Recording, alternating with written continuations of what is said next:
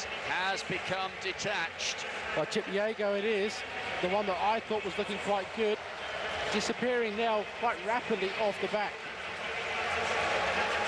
So coming round now with 6 laps to go, still Nia leads, as she has done ever since Flanagan began to fade. De Barber in second, Algira in third. And still near metronomic pace, 3:06.08 to 7 kilometres, that last kilometre.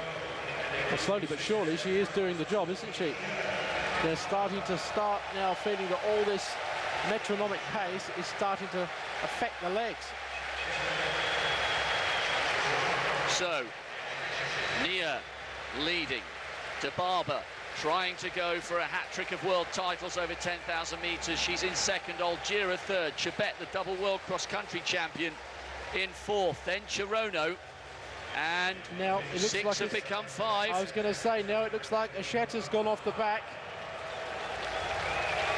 Well, it looks as if now it's a battle, really, of Ethiopia against Kenya, 2 against 2. Join the celebrations for Sandra Perkovic, the Croatian, who's taken the discus title following in the footsteps of Blanka Vlasic as a gold medal for the nation in the Mediterranean area, Croatia.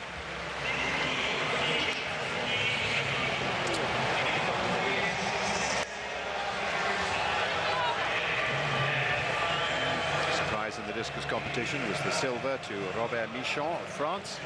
Barrios, as expected, taking a medal, taking the bronze for Cuba. We really are getting towards the business end of this race. We still have the Japanese athlete leading. If she can hang on, even if she gets passed by the 2 Ethiopians and the 2 Kenyans still left in contention, she'll be in line for a better finish than 9th. That's where she ended up as a result of front-running the Olympic final last year. And still De Barber waiting in second place. Algira third.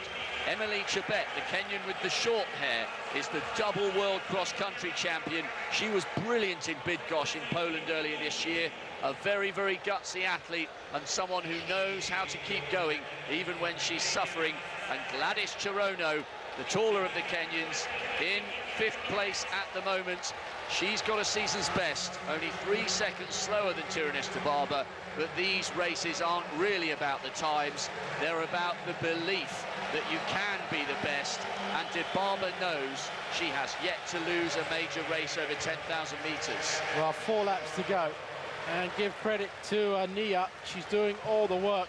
De Barber, though, has been looking up at the scoreboard every time she comes down to the end of a straight, just checking where everybody is. I think she'll be quite happy that slowly but surely it's being whittled down to 2 Kenyans versus 2 Ethiopians. Well, there have been so many installments in the rich history and the rivalry between Kenyan and Ethiopian distance running, and sometimes it's a false belief that success comes easily and without hard work for the men and women of those 2 brilliant 5 and 10,000 metre running nations. But there's tremendous dedication and there's a love for their sport which underpins the hard work that leads to all the success. And we are about to see another chapter in this rivalry played out over the last 3 laps here in this Olympic stadium. Inside 3 laps to go now in the final of the women's 10,000 metres. Nia of Japan has led for just about half the race, but Tyrannus De Barber, the double Olympic champion over 10,000 metres, the world champion in Helsinki in the rain, in Osaka in the sweltering conditions, she's in second place at the moment. She's tracked every leader and she's looking relaxed and comfortable. Her compatriot Algira is in 3rd place, but we have 2 really classy Kenyans in this. Gladys Chirono with the ponytail and Emily Chibet, the double world cross-country champion. The 3 medals will come from these 5. An extraordinary consistency here, 3:05.46 that last kilometre. Every kilometre within about 2 seconds of each other. Well, at the moment, it's just coming up to 2 laps to go. and they're starting to spread out even more. At one point there, Chirono came up almost to challenge the Ethiopians, but then she slotted back into third place. Dababa, I think, knows that she's coming into sprint territory now with 2 laps to go, and easing herself through to the second place very comfortably indeed. So 2 laps now in the women's 10,000 metres. Would you back against this woman in second place to take another gold medal? I don't think I would. She's looking very, very comfortable indeed. Dababa just coasting through in second, just behind her teammate Olajar. Then Chirono, the Kenyan, looking good so far, and behind her teammate Chebet. Just around about 600 metres to go now. Tirinish Dababa in second place. Algira is just holding off Chirono and Chebet at the moment. They're all tracking the Japanese athlete. She's run a very, very brave race. Can she do something to stay in the hunt? But Dababa's looking round. She's got this so under control in her body language. She's watching the big screen. She's waiting to see who's behind her. And now she's about to make her break. Well, as she does it, her teammate follows up. Olijar, and the challenge really coming from the ponytail of Chirono, the other Kenyan, moving ahead of her teammate and on the shoulder of the other Ethiopian, Olijar. Tirinish Dababa now. Inside 400 metres to go. Chebet, the double world cross-country champion, is beaten. A real tussle between Chirono in second, and Algira's already looked over her shoulder. Has she settled for third? Tirinish Dababa, the imperious Ethiopian. She's been winning global titles for such a long time. Inside 200 to go. Chirono is doing everything she can to respond, but Dababa's just looked over her shoulder again, and the gap is growing.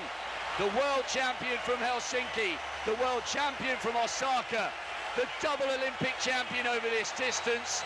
She just does not know how to lose a global title race over 10,000 metres. Tirinish Dababa confirms her status as one of the greatest female distance runners in history.